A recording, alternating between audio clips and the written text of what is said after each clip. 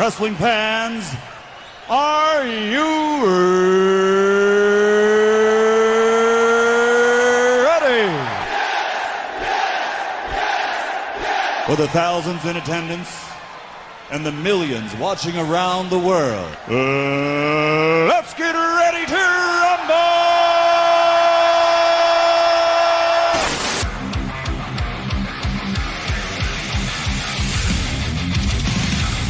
And now, please welcome at this time your hosts, Graham GSM Matthews and RJ Marceau. You're listening to the next era of wrestling radio. This is WrestleRant Radio.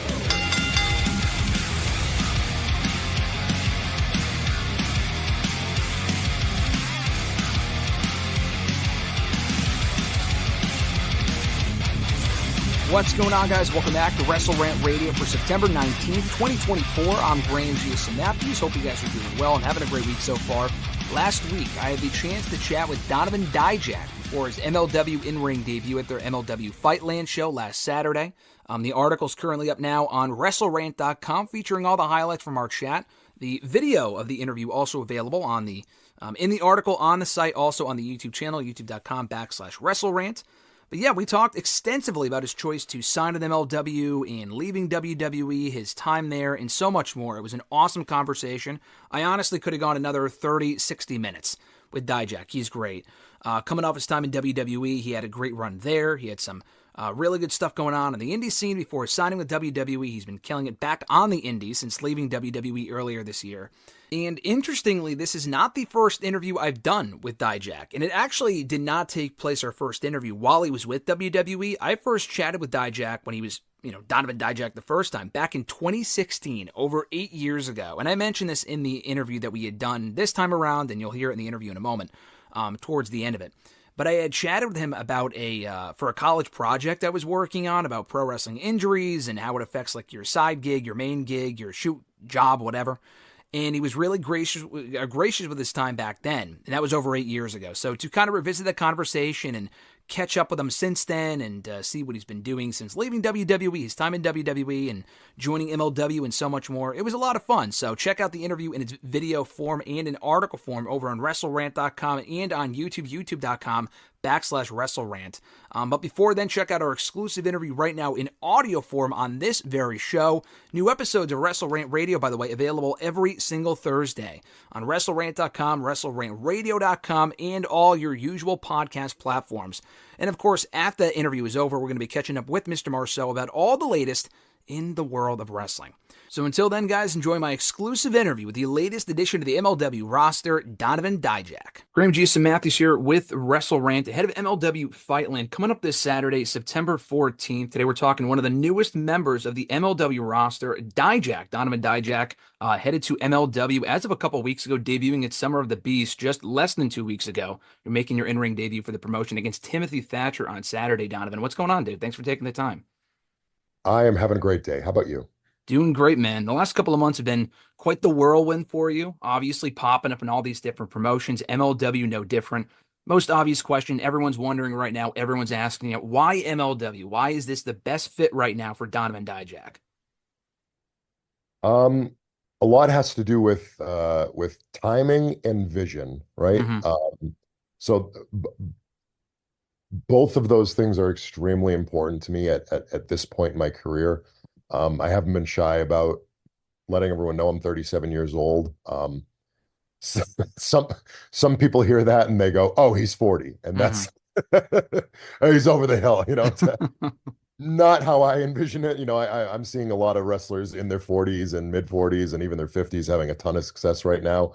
That being said, for me and my style and the way that I wrestle and the way that I like to present, I'm aware that I'm probably closer to the end of my, maybe not the end of my career, but the end of my, let's call it a high octane in-ring style than the beginning, right? I started when I was 25. I'm 37 now. So by the time I'm 45, I'm probably not going to be wrestling the same matches that I'm wrestling right now. That being said, I'm in the prime of my career in ring and as a character and as a performer, just as the total package. So I'm very confident in myself from that aspect. that being said, so the timing aspect is very important to me in terms of Hmm. MLW and how they approached me and the format that they presented to me. And then alongside that went with vision, which is the acknowledgement and their ideas and how they collaborate with mine. And that's extremely important to me, right? Hmm. Because I was in the WWE system for a long time, and a big piece of my time in the WWE system was, hey, here's our thoughts for you. Here's what we'd like you to do, and go do it to the best of your ability. And that I'm in acting training right now, and I've been training with Howard Fine out of Los Angeles, who's one of the best actor trainers in the world. Hmm. Um, and a big piece of acting training is, hey, they give you the script and you need to emotionally invest and make it your own. You know, you need Hmm. to become that character. So that's always how I've approached those pieces of it. That being said, there's a big piece of this puzzle as a professional wrestler in terms of you're also the producer and the director and the writer, and you want to be that thing because you want your vision to collaborate all together as the total package, right? A lot of the best movies that people see is because it's like a Quentin Tarantino movie where he's the Yeah. writer, the producer, because he has this vision and he Hmm. wants all the pieces to match up. With this current rendition of this character, which began in NXT, but now you're seeing the full fleshed out sort of in-ring promo and vignette and presentation and mindset and the things that I'm saying and the way that I'm acting and talking. Now the whole vision is coming to presentation, and MLW wanted to dive headfirst into that, and that's speaking my language at this point in my career. So those two pieces of it really presented themselves in a very appealing light to me at the correct time in my career and life. So Hmm. so I'm 100% diving headfirst into everything with MLW, and it's a very exciting time. Yeah, man. Just hearing you talk about that, it's such like a unique way of like looking at things, like wrestling wise, just at life in general, but specifically with the business. When I feel like a lot of people don't really approach things that way, especially nowadays on the independent scene with social media, you kind of control your own, character, vignette, vision, like you said. And we've been seeing with that with you for a while now. You mentioned how it started in NXT. We're seeing it still now. Your name pops up on the big screen at Summer of the Beast, and people go nuts because this is essentially, I mean, correct me if I'm wrong. Is this the same Donovan Dijak? Obviously, the Donovan's back in your name. You're not just Dijak anymore. A lot of different names over the years. Is Yeah. this essentially the same Dijak from a couple of months ago that we were seeing on NXT and obviously across all these independent promotions? Is this very much a different Dijak from what we've been getting? Obviously, you're out there killing it the same way that you were even just 6 months ago. Or is this a different Dijak that we're seeing right now? Um, Two-pronged answer. So in a way, yes, and in a way, no, Okay. right? Um, what I was giving you, especially towards the end of my run in NXT, was as much of my vision as I could a appropriately get across within the confines of a WWE televised product, Sure. which is, it has a lot of constraints. And I don't hold that against them, right? That they know that they have a lot of constraints, and it's not their job to present Dijak. It's their job to present NXT, the WWE product as a Sure. brand. Yeah. So I get that. And I get that I'm a piece of a much bigger puzzle, right? So I'm not going to get the full vision. I'm not going to get all the verbiage that I want. I'm not going to be able to do all the moves that I want, all the match time, all the match length. That being said, I was given a lot of leeway in NXT that I didn't get at other points in my WWE career. I'm super thankful for that. A lot of that was my vision and a collaboration between a lot of creative minds. I'm super thankful for all of it. Hmm. That being said, it wasn't my full vision, right? Obviously. Um, in WWE, you almost never get someone's full vision, right? Yeah. Maybe Roman, that's his full vision, and like CM Punk, right? The guys who they just go to and they're like, "Hey, do whatever you want," right? Sure. Yeah. You're the king of the world, so you do, The Rock, right? You own the company, do whatever you want. Um, so so kudos to them. I always wanted to be a top guy in WWE, and I was very vocal about that. Um, for better or for worse. Maybe they didn't like that I felt that way. I don't know. I never got feedback on that, and that's okay. I don't hold that against anyone. And I'm not angry about a business decision, right? A business decision is a business decision. What I am excited about is the business decision that MLW's made with me. And I feel like I can finally present that full vision and that full product with all the bells and whistles that I have in my brain and lay it out to how I always envisioned this presentation of myself going. And it has a deep vested interest in my writing and my creative process and the way that I see the motivation of this character and how he interacts with different people. And that is just exactly what I want as a fully enveloped character. So that's sort of how I'm approaching this process and how I feel creatively about it, if that answers your question. No, that makes sense. Absolutely. And especially since just seeing your evolution in the last like 7, 10+ years that people have been following your career, because it's not just, there's a lot of people that leave WWE and only kind of came up through that system. You spent a lot of time there, obviously, but you had a lot of success even going before, joining WWE 7 years ago, the time in Ring of Honor, the time in the independent scene. I had mentioned when we spoke previously, but in Northeast Wrestling specifically, obviously you just came back. That great match with Casey Navarro was fucking awesome. I mean, the time that you carved out to make it to that show, I know, again, we spoke that day, but you had, a birthday party and you did the match, the opening match, did the match with Casey, and you left right after because I think you were going to England or something like that. Like, the schedule you're working right now is pretty crazy, dude. Yeah, that one was pretty tight. I don't know. I don't know if I should have done it the way that I did, but yeah, the reality of that situation is that's the tightest one I've ever had in terms of Really? Wow. I rolled, we finished the match, I rolled out of the ring. I said thank you to everybody and like literally dripping wet in my gear, got in my car and drove all the way to JFK. And I didn't, even that was a gamble because I knew that like it can be hit or miss with traffic from Connecticut to New York City. So I looked at the GPS and I'm like, please don't say 3 hours. And it said, an hour and 37 minutes or whatever. So I was like, oh, thank God.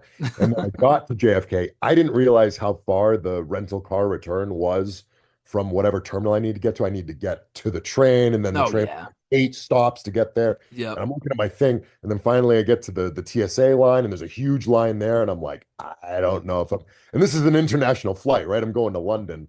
So, so compound all of this that if it works, I'm still getting on a plane all sweaty, not the next day in London, I have a show like in the morning. So it's this whole like whirlwind in my brain. And the time difference too and everything. The time different, the time jumps dramatically forward. So I make the flight while they're boarding, by the way. My bag clears TSA as they're like calling for the last people to get on. I'm like, okay, I just made this flight. And then I flew all the way to England in sort of like a daze to go wrestle. I think Michael Oku, who at the time was the Rev Pro world champion. So again, it was just a blur of like, I don't even remember where I was coming from to get to that show, but I know that was a tight window too. Just the whole thing was just a big blur. And I don't think I'm going to put myself in a lot of situations like that again, unless it's a live and learn experience. Yeah. But yeah, that was a crazy weekend. I'm just so happy with the way the matches came out. Casey's so talented, Michael's so talented. It was a wonderful experience. There are 2 incredible promotions that I got to work for. Again, I can't remember where I was coming from, but I wish I could put them over too. But the whole experience was wonderful, and I'm super thankful because it's like, especially on these independent shows, you get to work guys in a setting where they're not so like, what's the terminology? In WWE especially, but really in any television system, everything comes with this preconceived context of sort of like, is this what the boss wants? Am I going to get in trouble for doing this? Am I going to be praised for this, right? Because that becomes sort of audience number 1. and then there's the secondary audience, which is the live crowd, which sometimes doesn't always match up, right? Like you can get huge responses from the crowd, and then you come back, it's like, that's not really what we told you to do, and that doesn't match up to our vision, and so there's this weird sort of checks and balances system, especially in the television market, that you don't really get on the independency. On the independency, it's like, yeah, whatever, we got 100 people to work for. Let's give them the best match humanly possible. Yeah. And you're not worried about like, oh, am I going to take this bump? Am I going to do that? Is the booker get upset? You just go, let's pop the people as much as we possibly can. That's refreshing to me. It's super refreshing to me. It's refreshing for me personally to be able to get into that mindset and not have to worry about who am I going to make angry with whatever move I'm doing or whatever, that whole piece. Yeah. So it's super refreshing to be able to work like-minded guys like that in relatively free spaces, and I'm super excited and sort of liberated by that, if that makes sense. Yeah, no, that makes sense. And it's a mindset that you're not unfamiliar with, because like I said, and obviously we discussed your time prior to WWE, you spent a number of years on the independent scene. When you go back to the independent scene quite quickly too, I mean, your contract expired, you left, and you were like working shows like literally immediately, like that weekend or a week or so later, right? Like within a couple. I think legally, again, I never got a clear answer on this. My contract ended on June 28th. Okay, yeah. I wasn't sure whether I could work a show on the 28th or not. Were you thinking about it? Yes. Wow. Yes, I was. Nothing quite cropped up, and my wife was on she was traveling because we didn't know any of this was happening 2 weeks before. So she had like travel set up for that day, and she was getting back that Saturday. Yeah. That Saturday when she got back, I said, okay, goodbye. And I drove to Blitzkrieg in Enfield, Connecticut for my first independent appearance. So literally the second I could, I was. So that's just kind of my mindset and how I always kind of traverse forward through adversity.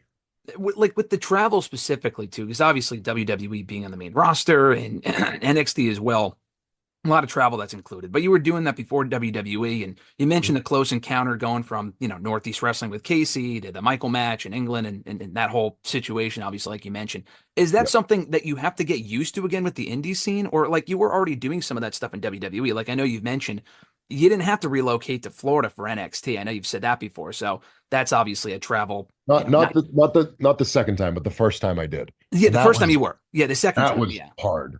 Yeah, that was difficult, right? Because my wife and I had to relocate to Florida. Yeah, and she was pregnant with my first child, my son Connor, who's turning 7 in a month, in less than a month. So yeah, it was 7 years ago. But she was pregnant with him, and there was a lot of uncertainty about that contract, and we had to move, and we didn't have a lot of money at that point. So that was probably the hardest thing I've ever had to do, just in terms of like life things within the professional wrestling. But in terms of just strictly travel, right now is the busiest I've ever been by a good amount. Like the travel for Raw and stuff wasn't.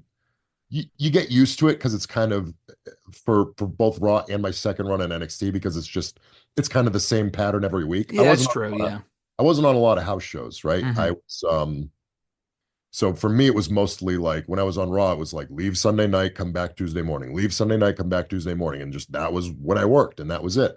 In terms of travel, NXT very similar. Leave Monday morning, back Wednesday morning, Monday morning, Wednesday morning, Monday morning, Wednesday morning. With an exception, once a month, I think I would stay for the whole week and do what we called a coconut loop. So I would stay and do a week of training and train myself, and then help out training the younger kids, because obviously I had more experience than almost everybody in NXT at that point. So it's kind of a player coach in a sense. So those weeks were kind of tough, but really right now, for me, especially from like the physical travel sort of aspect of it, in terms of like on a plane, transfer here, drive here, do all that, this is by far the busiest I've ever been. Like a normal weekend for me, right, would be this weekend that I just had. I only had 2 bookings. It was Thursday and Saturday. So some space between the two a little bit. Yeah, a little bit of space, but sometimes there's not. Like 2 weekends ago, I worked 4 days in a row, That's and it's crazy. The travel days are just insane. It's like driving, flying here, like this week was fly to Chicago, then fly home, and then spend an afternoon with my kids, and then fly to Spokane, Washington, which isn't the easiest place in the world to get to. It was like Dallas to Spokane, do the show, huge time difference, check into the hotel, check out of the hotel at 3 in the morning. Jeez. To Denver yesterday, back to Boston. Boston's not that close to my home, so I got to drive back to my house, and it's all of that travel just wrapped into a ball. I ended up getting home at like 5 p.m. or something. I spent it reminds me of the old the Triple H Tough Enough promo where it's like, now you're super dad, you're super mom. So I got to hammer out a whole weekend with my kids in like 2 hours, so yeah. So that part of it is taxing both mentally and physically, but again, better to be busy than not. The great part about this is that I control all of it. It's not WWE where they call you Christmas night and say, hey, we need you at Madison Square Garden the next tomorrow morning. That happened to me. I was going to say, did that actually happen? Wow. Yeah, that happened to me. I wrestled Finn Balor in Madison Square Garden on December 26th, I think. Either the 26th or the 27th. I was called, and I think I was called on Christmas Day.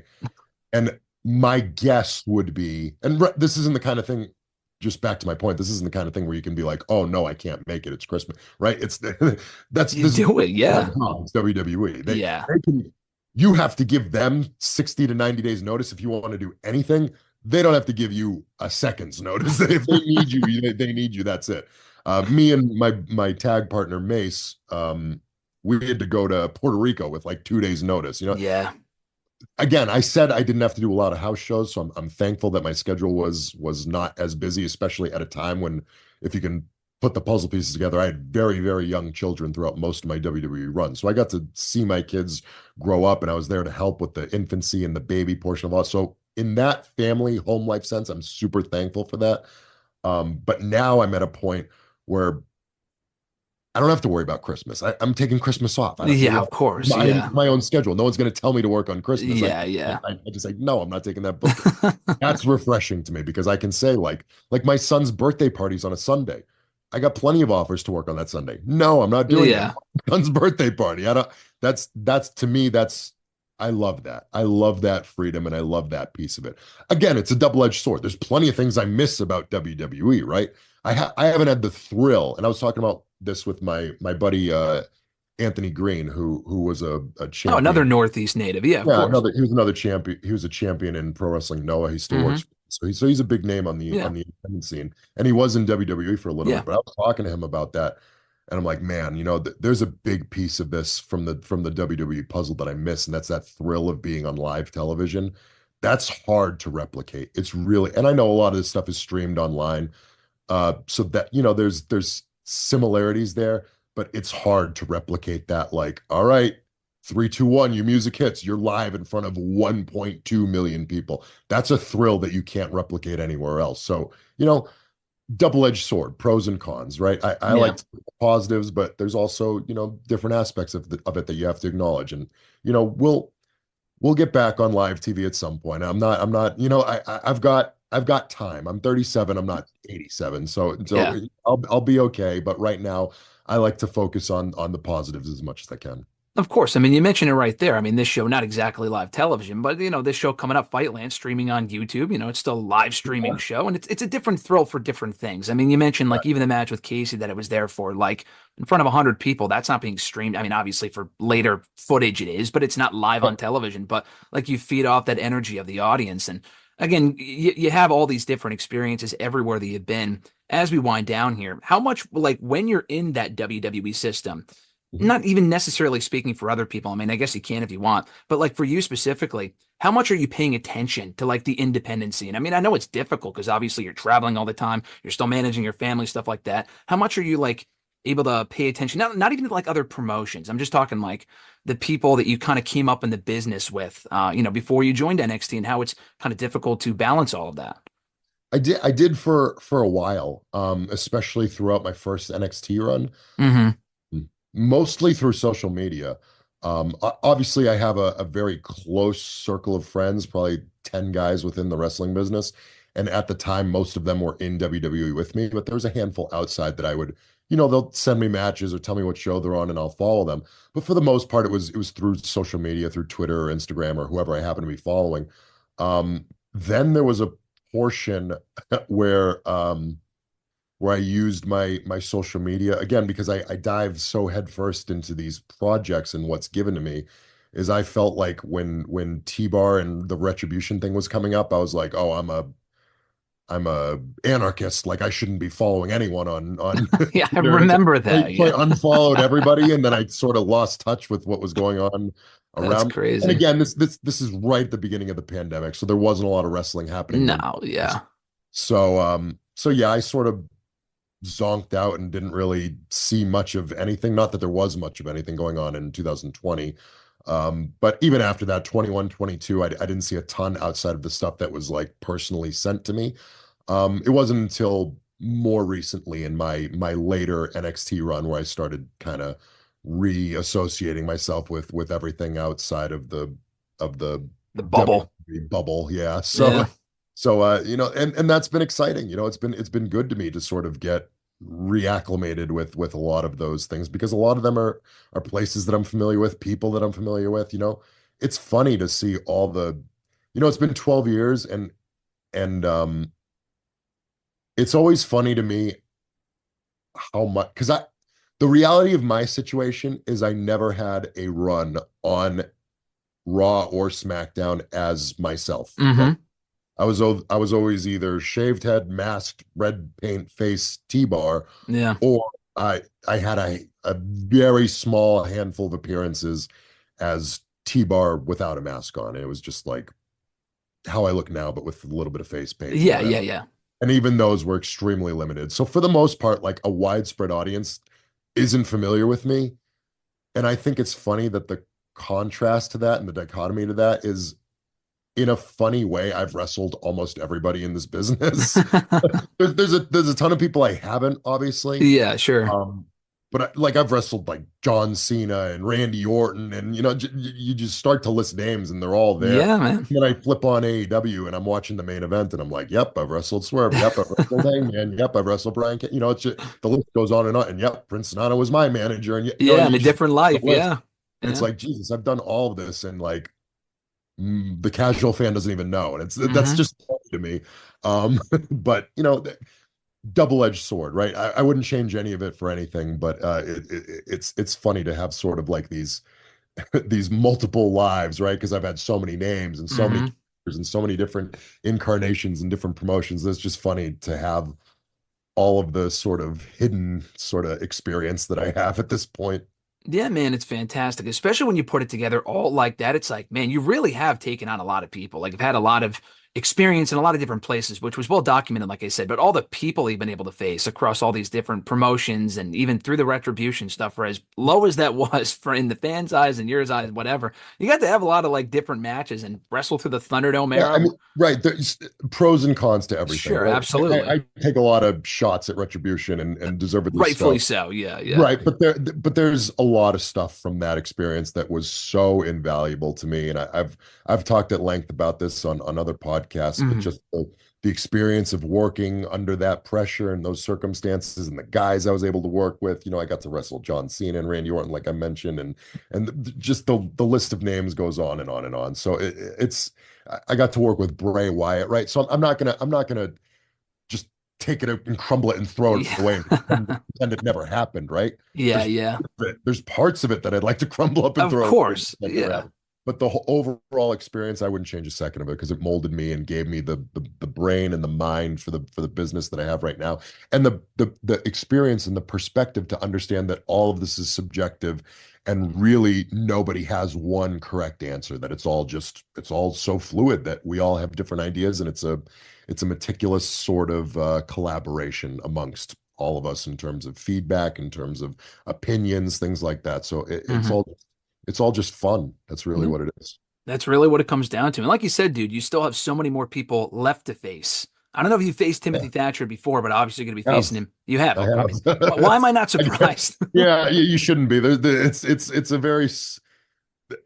People ask me, they're like, "What's your dream match?" I'm like, I don't know. I've had all of them. there's certainly some guys left on the list that I'd love to wrestle. But yeah, I've if I started my career with a dream match list, I've probably checked off about 80% of them. But yeah, there's still plenty left on the table and plenty left for me to do. And I'm excited about all of it. I really am. It's great. I can't wait to face Tim again. He was one of my last indie matches. I wrestled him in the hottest venue. The hottest venue, not like crowd-wise. The crowd was great, but like physically, temperature-wise, it was the hottest venue probably in the history of the world. I've never spoken to anyone who wrestled at that show that didn't say that's the hottest show they've ever been on. You're not talking about the Queen show, right? There was a Progress show, like a couple that. No, are you talking about that show? Yep, Progress in Queens. That's it. In August 2017. That was me. I was at that show. I did not. You were at that. I signed in September of 2017. Yeah, you signed like the following month. That was like Riddle and Gunther or Walter, whatever his name was at the time. Obviously had a match on that show too, I think. Yeah, me and Tim had a match on that show. Dude, that's crazy. When you said that, I'm like, there's no way he's talking about that show. There were people that passed out at that show. Like, I almost passed out. I was near the end of the card. You were probably dying of heat exhaustion by the time I came on. That's probably why you don't remember the match. That's probably why I don't remember it, to be honest. I almost never very rarely in my life do I go like shorter than the time I'm given. That was a night where we were given an amount of time, and I was like, we might die if we go that time. Let's cut this down because these people do not want to be here for a second longer than they. And I couldn't breathe at the end of that match. So yeah, that was tough. But looking forward to it again because Tim's an outstanding opponent, and I can't wait. That's awesome, man. Well, we're all looking forward to it as well. I'm looking forward to the match. That match with Casey was great last month or month and a half ago. So I'm looking forward to you being back at NEW at some point. Just the matches and memories that you've created there. And I mentioned to you this previously, but when you wrestled in Chaotic Wrestling a couple of years ago, we had talked beforehand, I think after the show or something like that. And you had mentioned I was doing a college project about pro wrestling injuries. And you had mentioned, living the double life as a wrestling on the weekend and doing like the nursing thing or something along those lines. And it was when you were in Ring of Honor, and it was really cool. And then you ended up joining NXT about obviously a year and a half later. So I was able to kind of incorporate that project and use it for other stuff, saying, listen, I talked to an NXT talent here that's now in NXT. And it was, I never forgot about that. I told you that before, but I appreciated the time then, and just to see how far you've come since then. It's fucking cool, man. So congrats on everything. Thank you very much. I appreciate that. I'm looking forward to the match on Saturday. Best of luck with everything going forward, dude. I'm sure I'll catch you down the road. Thank you. Sounds good.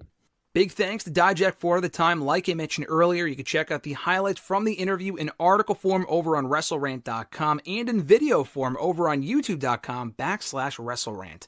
Now we can throw it to my conversation with Mr. Marceau, talking all the latest in the world of wrestling, but there really wasn't a whole lot to talk about from this past week before we get to Raw on Monday night. But Mr. Marceau, brother, what's going on? Doing good. How are you? Doing well. We spoke about this before we hit record here, but I feel like there was more football stuff going on. I know the new season just kicked off a couple of weeks ago, but I saw more stuff about Tua and the Dolphins, your team, than I did about WWE and AEW this past week, I feel like. Yeah, there's been like a ton of injuries in the NFL. I mean, yeah, the Tua thing was big, but probably say there's probably, I don't know, 10 to 15 like decently well-known players that are currently injured. So I don't know what's going on, but some big news across the NFL. Since the season started or before the season started? It's only been 2 weeks. No, I know. There's probably like 5 or 6 high-profile receivers out. Tua's out. A quarterback for the Packers is hurt. Christian McCaffrey's hurt. Like, there's a ton of guys out already. Man, that sucks. Well, that's not exactly off to a strong start, but I'll have to keep my eyes out for more injuries. My sister's birthday was a couple days ago, actually, and she plays football. She likes football. She plays flag football. She's going to a game, I think a Giants game, something like that. I think at MetLife, which still gives me PTSD for, I've told that story a million times. Why? I'm not getting into that, at least not with you. You know the reason why. I'm not going to that. But she is going to a Giants game, I think in December. I forgot who they're playing, though. I don't think it's the Dolphins. But, yeah, and I don't know if I can ever go to MetLife again. I actually almost did. Because of my travel woes at WrestleMania 39, or what was it, 35, that's why. I had no issues. Listen, you were tucked in your bed before I even had to call an Uber. I was in the Secaucus fucking Holiday Inn before you could even get out of the stadium. Never again. And I said this to you a week or two ago. I think when we discussed it last week with the whole rumor of WrestleMania maybe going back to Philly, and I was there this past year. It was fine. Philly's fine, and the stadium is good. And I like the fact that all the Philly arenas, the baseball stadium, the football stadium, their basketball, hockey, whatever, because we went there for the Royal Rumble years ago, it's all right next to each other. Like, I feel like more stadiums would benefit from doing that. I feel like it's all so close, and it was so perfectly, laid out and whatever. Cleveland was very similar. MetLife just being so far, and the traffic over there is terrible. So I honestly hope they never go back to MetLife again. I can't wait till they go back again. And guess what?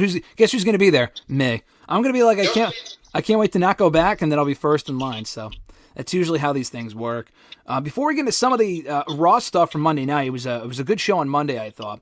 Do want to ask you about this. The SmackDown season premiere last Friday on USA Network, a new era for the Blue brand. It was a decent show, and we'll get into some of the stuff that happened in a moment. But I do want to get your 2 cents, because this was a big talking point in the days that followed. The new logo for SmackDown, but even more than that, the new opening theme by Megan Thee Stallion, obviously a very popular artist, singer.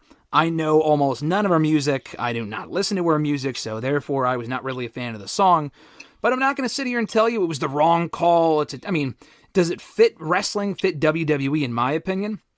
Not really, but that doesn't mean that it doesn't work as a theme. Everyone's got their own opinion. Everyone's entitled to their own taste. But I do think that, it's a nice improvement, if nothing else, for them to get away from Def Rebel for a change, and for them to use a licensed artist for the first time in a long time as a SmackDown theme. Honestly, if nothing else, I think that's a positive of them using that Megan Thee Stallion song. So, what were your initial thoughts, if any, with the new opening theme for SmackDown last Friday night?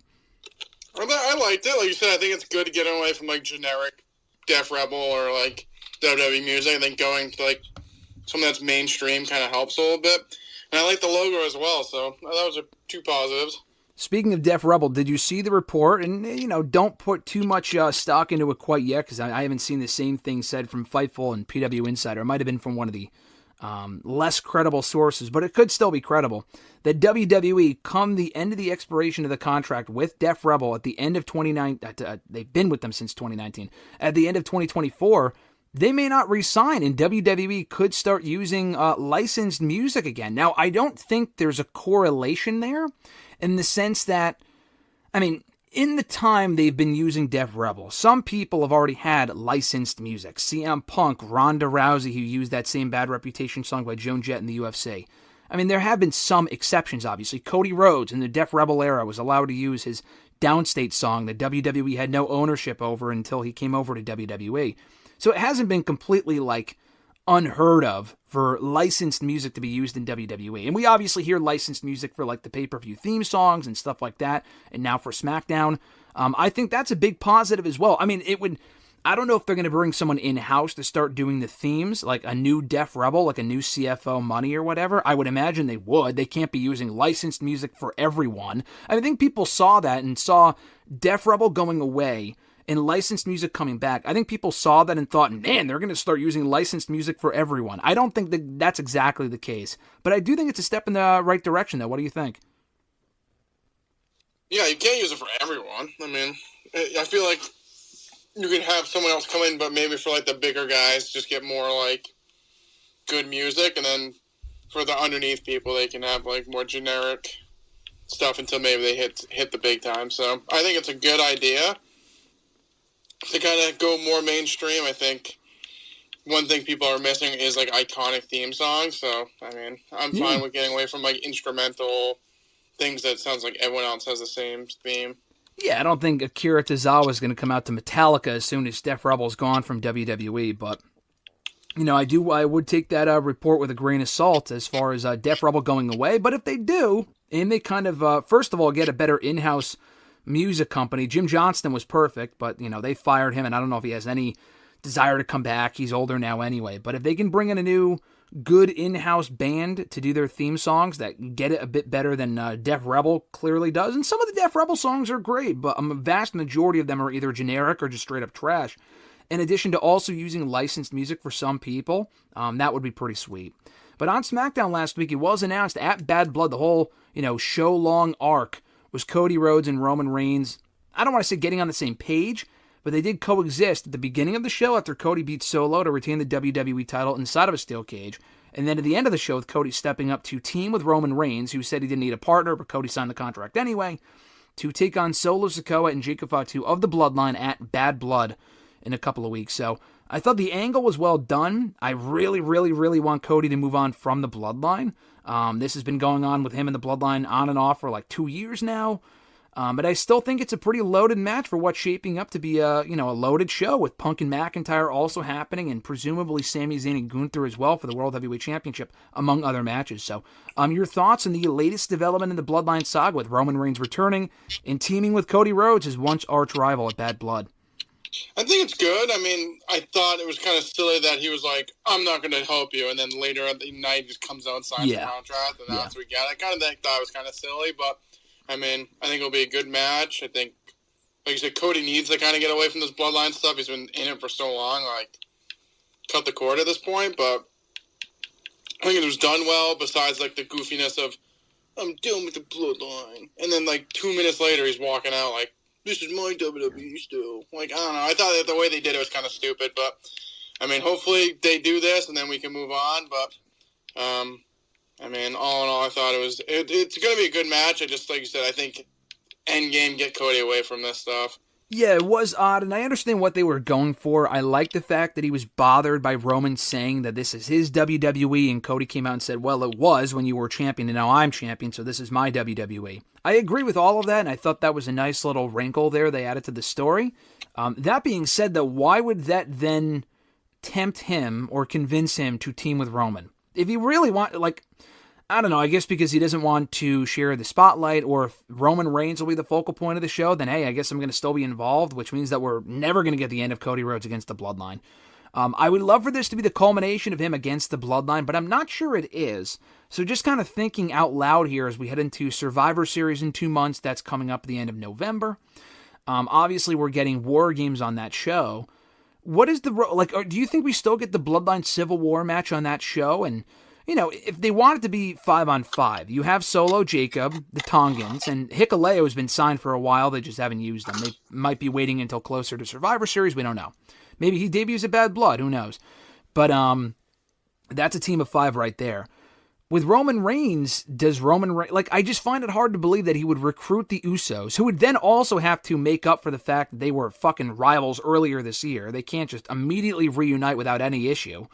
You have to get them back on the same page, and you also have to reintroduce Paul Heyman. Maybe Sami Zayn gets incorporated, and maybe Cody Rhodes is their 5th partner. I just feel like that's a lot to do in just the span of 2 months. Given also that the pace that this storyline is moving at is so slow, I just don't see that happening. So I'm curious as to how they intend to handle that whole Survivor Series WarGames thing, because I feel like we won't be in a place come November where that would even make sense unless Roman and Cody team with Orton and Owens, who have been feuding with the Bloodline for fucking years, and it's time to move on. I'm just kind of curious how that's going to be handled. I mean, I feel like it has to be the other guys from the original Bloodline. I mean, like you said, I think we have 2 months. I think it can be done. Kind of got to start getting on the gas a little bit. But, I mean, I think it's better than, like you said, than with Orton and Owens, who've been feuding with them for, it seems like forever at this point. It's like, cut the cord. So, I think it should be with the original Bloodline guys. Like you said, I think you kind of need to put the foot on the gas. It's almost a little bit less than 2 months away. But I think that makes the most sense, if you ask me.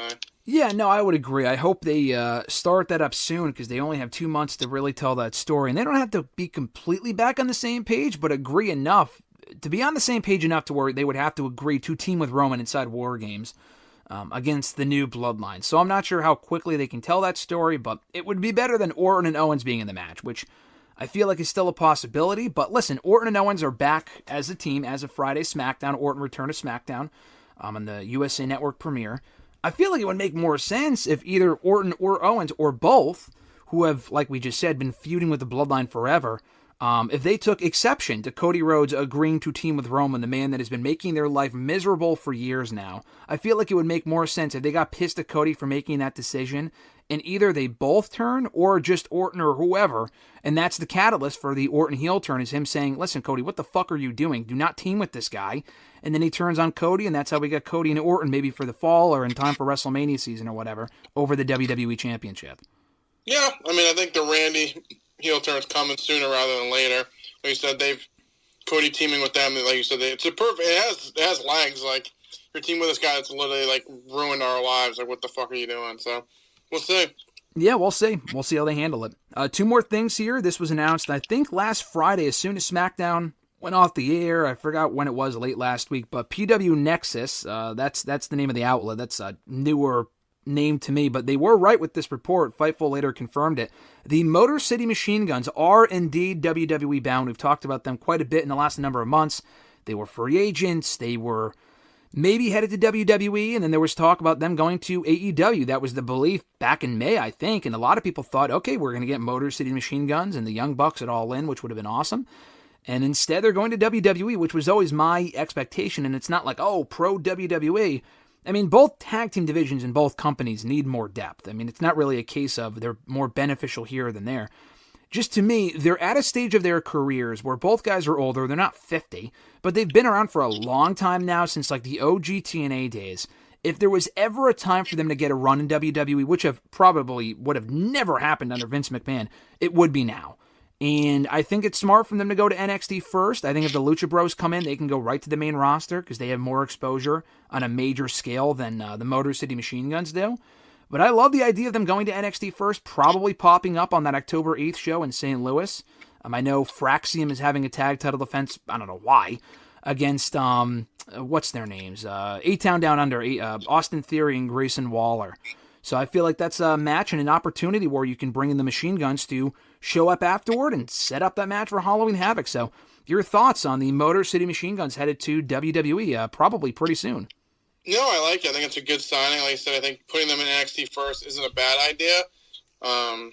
And like you said, I think if the Lucha Brothers are coming in, one of them has to go to the main roster. And I don't know, I'm assuming you'd bring the Lucha Brothers up first. They've had more recently mainstream exposure. Exposure. So that makes sense.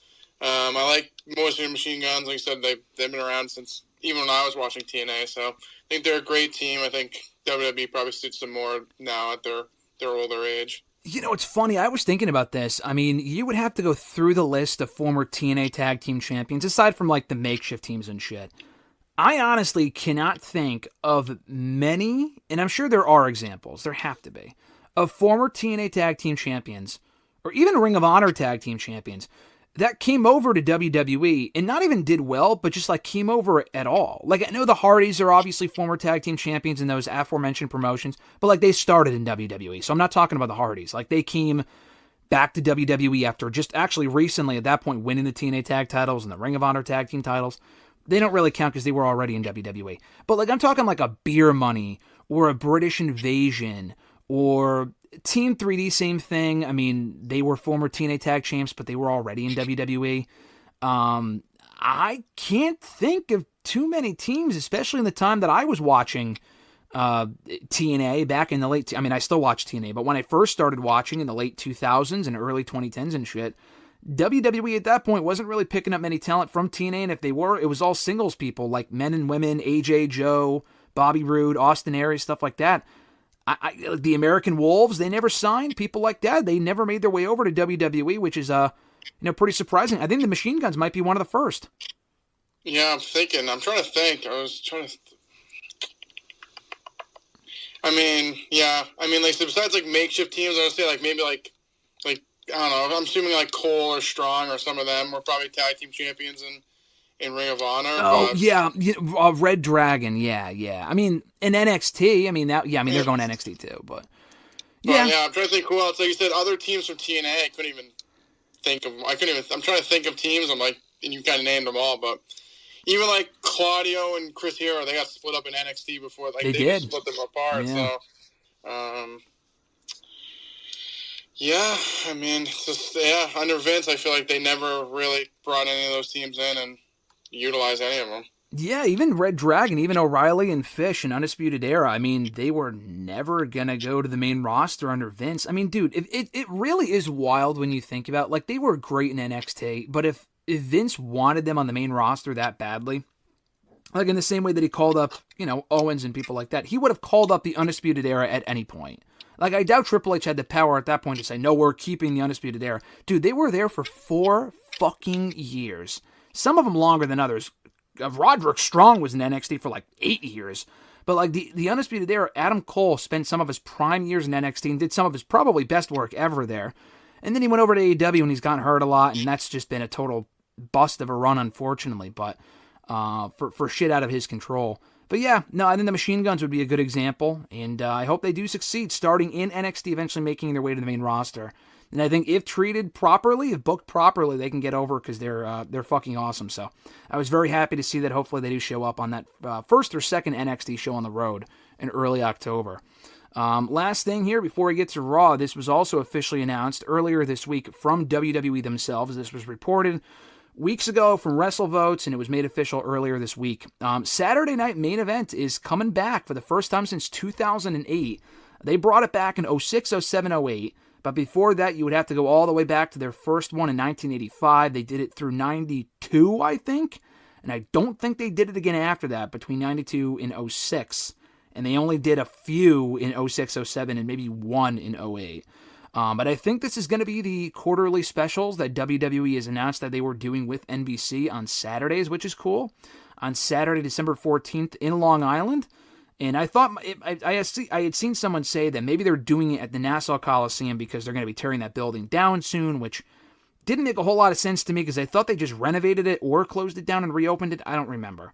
But apparently that was actually where the first one was ever held, the first ever installment of Saturday Night's Main Event back in 85. So that would make sense. But, obviously you and I did not grow up in the 80s, but you were a wrestling fan when they did the ones in 06, 07, and 08. So your thoughts on Saturday Night's Main Event coming back, and do you have any nostalgia towards the event from those years of watching from 06 through 08?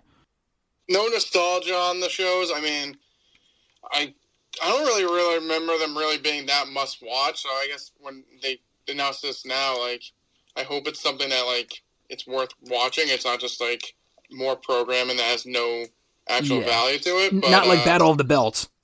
Yeah, exactly. I hope to God it's not that. But, no, I mean, I remember it, like you said, 06, 07, 08. I thought they were, like, fun little shows. But I think the whole point of these, like, they should be somewhat memorable and, like, I don't know, have some significance to them. So I think they will, like, kind of treat them like that. So I think it's a good thing. I think they said it's going to be on, like, big NBC, right? Yeah, big NBC, yeah. So, like, I think that's a good get for them. I mean, they've had the partnership with NBC now forever, so makes sense. But I think it's like a nice little, good, fun night of wrestling. So yeah, we'll see. I agree, especially since there's no pay-per-view in December. We have Survivor Series late in November 30th, the latest it's ever been, I think, on that Saturday. I think right after Thanksgiving, and then that's going to be 2 weeks later.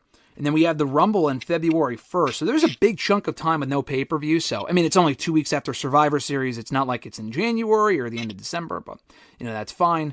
If they still do these well into 2025 and do them quarterly, as the report indicated they would, that could be where Cena's last match is, unless they do a pay-per-view. I mean, this kind of feels like a pay-per-view, although it's on TV, has commercials and shit like that, and I think it might be 2 hours or an hour, I don't know. But, if they do these in 2025, that could be where Cena has his last match. Let's say in like MSG, they could do the day after Christmas or some shit and have Cena's last match on there. So I feel like that would make sense. I'm excited for it. I hope, like you said, it doesn't go the way of like Battle of the Belts, which is what I mentioned, because they announced the same thing. Like, oh yeah, we're going to do quarterly specials on TNT. I'm like, yeah, that's cool. And people were like comparing the AEW specials to Clash of Champions back in the day, but except they called it Battle of the Belts. Yet they've done 20 of them, or however many they've done, and not a single one has meant a fucking thing. So I hope WWE has a better grasp on that. And speaking of AEW, quick note here, I think the Shockwave thing I had read this morning from Meltzer, don't know if this is completely true or not, but he did say that if they do go through with Shockwave, that would replace Rampage as the third show, and they would get rid of Rampage. So I still don't agree with having more content. At that point, you're just naming it something different on a different network. Who really cares? But at least they're not having 4 shows, and that's not even counting Ring of Honor, and if they bring back Dark and all that other nonsense, at least they would be getting rid of Rampage, which is definitely for the better. But from Raw on Monday night, like I said earlier, a pretty good show, I thought, with a lot of different moving parts, including the opening segment, CM Punk addressing Drew McIntyre. Now, McIntyre was not on the show for a creative reason. He wasn't hurt. The premiere for his new movie, The Killer's Game, was actually last Monday, but they had to miss that to be on Raw, so terrible timing. But he was not on Raw this week, so Punk could just address him on the stick, and he was focused, he was straightforward, he was intense. A bit over dramatic, a bit over the top, talking about I'm okay with dying if I need to, and all this other shit. It's like, okay, no one's gonna die in this match. He's not gonna kill Drew and bring a gun to this fucking match. But maybe. Hey, listen, you know what? We saw a syringe in that all-out match in AEW, so maybe I'm wrong. I'm waiting for the bazooka to come out, but listen, we'll see. But I thought this promo was great. He did a great job of hyping it up and making it feel like a big deal, which he already did. But I thought this was one of, if not Punk's best promo since coming back, which a lot of people have said, and I tend to agree. So, your thoughts on the Punk promo from Monday night? Were you of the same wavelength where it was a really good promo on Monday? Yeah, I thought it was pretty good. Like you said, I didn't love the, I'm willing to die. Like, I don't love that shit because I know, it's not going to happen. So it's like, I don't know. It's kind of a little silly, but I thought, the messaging was right. Like you said, it came off serious, but the whole, I'll die if I need to. It just is a little dramatic, if you ask me. But that being said, he did say, to give him credit, he goes, I can't promise that I'm going to kill Drew McIntyre, which is fucking stupid to say anyway. Because I can't promise something I don't know if I'll deliver on, but I will promise blood. So I can't imagine that he would say that and then not to do... I mean, the fucking blood's in the name of the show. It's called Bad Blood, so... there's got to be blood in this match, right? I mean, whether it's hard way or fake or whatever, there's got to be blood in this match. I mean, there shouldn't be a cage match without blood, but... Especially Hell in the Cell, yeah. No, I agree. I think, it's a must. Especially if it's the blow-off, and this is it, and the feud's been going on for so long, it's so personal, so heated, there's got to be blood. There must be blood. There will be blood. That's the expression, so I think there will be. But another highlight from Monday's Raw, we had the World Tag Team titles on the line for the first time in 3 fucking months, which is just so egregious. I mean, JD McDonough and Finn Balor won the belts back in late June from Awesome Truth, and no one was really enamored with that run, but they got their Mania moment at Awesome Truth, and they had a decent little run. They defended the belts more consistently and more regularly than the Judgment Day have. They've been champions for 3 months, and this was their first defense. That is just fucking ridiculous. But the match was good. I honestly thought the New Day might win the belts with help from Damian Priest and Rhea or whatever, and to get those belts off of Balor and McDonough because they don't need them. But they actually didn't do that. The Judgment Day retained after interference from the rest of Judgment Day and LWO, and they used this as an opportunity, which was more intriguing than my original idea, to further the story with Xavier Woods and Kofi. Now, we really haven't seen Woods get pissed or frustrated or angry since the whole Odyssey Jones situation. We still have... I mean, it was never really confirmed what happened there. He just up and disappeared, and, we had seen the domestic abuse allegations, and I'm not sure, like I said, if that was ever confirmed, but he's just gone, so he's not coming back. But we never really saw any tension teased there until Monday, when Woods got pissed at Kofi for having LWO at ringside and not consulting him first and whatever, and then he kind of yelled at him after the match and backstage as well. So they are approaching their 10-year anniversary. I know we've discussed this before, the idea, will they split, will they not split? I'm leaning towards the idea that it might actually happen. I don't know in what form, though. I've said before, I could see Woods going to Adam Pearce and saying, dude, fuck this. I'm not turning on Kofi, but I got to go off on my own. Put me on SmackDown, please. I need to prove myself as a single star. I could see that. I think it's more likely that they'll build to them winning the tag titles near or on the 10-year anniversary, and they'll get back on the same page. But where do you think this is going, and where would you like to see it go? It's interesting. I mean, like you said, I'm not really clamoring for a New Day title run here. But like I said, I know it's 10 years, and I don't know. I don't think they'll break up, but I like your idea of Woods going to SmackDown on his own, than them winning the belts or breaking up. So, is it safe to say at the very least, because they did name drop him on Monday, and they have a couple other times, do you think it's safe to say at the very least they could bring in Big E to factor into the story and have him be try to play mediator here between the two, and maybe that's what gets them back? I mean, I don't really want a New Day tag team back on the same page. Hey, we're tag team champions. That's not really interesting, but I could see that happening. at the very least, could we get Biggie back on the TV show? Yeah, I mean, they've name dropped him 1,000 times, so I hope so. I feel like that would just make sense. Another really good part of Raw this week wasn't a match. It was a brawl. The match never got underway. Bronson Reed and Braun Strowman just destroying each other. One of my first thoughts watching this after you texted me earlier in the night about the lack of Natalya pop, which popped me, coincidentally. But was this match, I thought of your dad. I'm sure your dad loved this specifically. I thought this was great. They brawled all around the arena. Like I said, the match never got started. What was your take? What was Papa Marceau's take? And just give me your thoughts. Yeah, I thought it was good. I mean, I don't know if I asked him. I don't know if we were watching together at the same time, but I thought this was good. Like you said, I think these two in an actual in-ring match won't be amazing. So what they're doing here is good. I feel it's gotten Reed over, and I mean Strowman kind of rehab him a little bit. I feel like he was kind of just there, but I like the way that they ended. They both kind of destroyed, and I'm interested to see how we culminate this. Yeah, I think they're doing a good job of keeping the feud alive for a couple of weeks before we get the inevitable rematch, before Rollins comes back. I could see Reed beating Braun, and he should, obviously. And then Rollins comes back, and they rekindle that rivalry in time for Crown Jewel or Survivor Series or whatever. I'm not sure how long it's going to be out for, but I thought this was great. And I think I've said previously a Falls Count Anywhere match between the two, but I feel like more likely a last man standing match, which I know they just had in NXT like a fucking week ago, so they do them too often, obviously, too frequently. But I feel like a last man standing match, given the carnage that we saw on Monday, would make a lot of sense. No real update on Zayn and Gunther.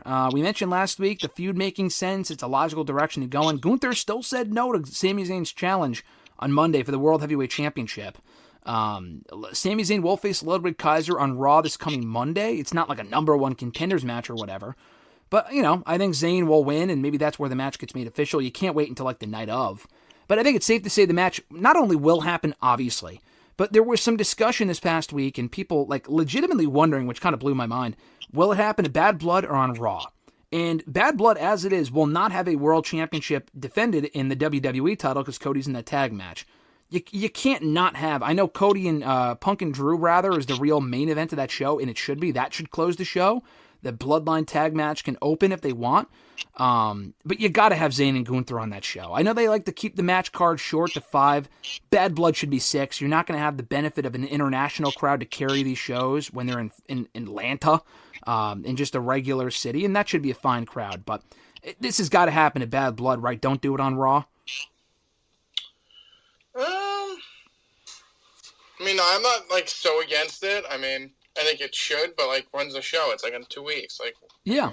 I guess. I don't think it's a necessary thing. I mean, like I said, I'm not to me, it's not the biggest deal if there's no world title on the show. I mean, I was okay, and I'm curious what your take on this is. I was okay with them not doing Jay and Braun at the pay-per-view, and I think they should have. I do think that should have been saved for the pay-per-view. Even if there's 7 matches for Bad Blood, I feel like that would have been fine. 8 is excessive, I think, but 7 could work if the matches are given enough time. Are you okay with Jay and Braun being on Raw, or would you have rather, even more so than Zayn and Gunther, have rather see that saved for the pay-per-view? I'm fine with it on Raw. I mean, it gets the main event too, so. We'll get the main event. Jay will lose again, and we'll move on. I mean, it's not. I don't need to see that on pay-per-view, so Raw's fine with that. Listen. We mentioned this last week, and I'll say it again. First of all, their segment this past week was really good. I enjoyed it. Second of all, I am still confident that even if Jay, if and when he loses on Monday this coming week, I still think the feud should continue. I know we talked about the Usos getting back together in the next 2 months. That'll probably happen. But I still think there's a chance you can't have Jay out there for weeks on, and even the commentators acknowledging, it was his goal in 2024 to win singles gold, and then he doesn't do it. It just makes him look like a fucking loser. I know he's over and it won't really matter, but why would they keep referencing that if that wasn't the plan? So I think Braun Breaker wins on Monday, but I think Jey Uso, to extend the chase, could win the belt in October or November instead. Do you have any faith of that happening, or are you just reserved to the fact that Jay's losing no matter what? I mean, I've been burned by this so many times. I'm just a fact. I think I'm just gonna say he's gonna lose. Cause maybe I'll reverse the curse and he'll finally win. Yeah. I mean, I guess booking 101, technically Braun got the upper hand on him on Raw at the end of the show. So who knows? But I mean, I've been burned by this too many times. I can't say Jay's going to win. Yeah, no, I don't think Jay will win on Monday, to be fair, but I do think Jay will win at some point. And when I say at some point, I don't mean 5 years from now. I mean, like, before the end of the year. I just can't imagine they would keep bringing that up about, oh, he hasn't won a title this year, and then he doesn't. And it's like, okay, well, he didn't, so I don't know. We'll see. Damian and Dom in the main event was really good. Damian winning, Judgment Day standing tall. The crowd's still into that stuff. Damian and Finn are facing off of the pay-per-view. Dominic not on the pay-per-view as of now in a match, but I thought that was good. Last thing here from Raw, though, it's not really a storyline significant thing, but I thought they had a great match, and I do want to give them props. Io Sky and Bianca Belair. I think we were supposed to get Jade and Kairi, and I think Damage Control obviously next in line for a tag team title opportunity. Kairi's still hurt from busting her eye in that match with Alba Fire and Isla Dawn a couple weeks ago, so she was out of this match. So they replaced her with Io, and Io's like, well, me and Bianca have a lot of history, let's have that match. And they did, and Io beat Bianca. She pinned her clean. They've had a lot of matches. They had that great Backlash match last year. They had a match at Crown Jewel. Number of matches on Raw, SmackDown, NXT.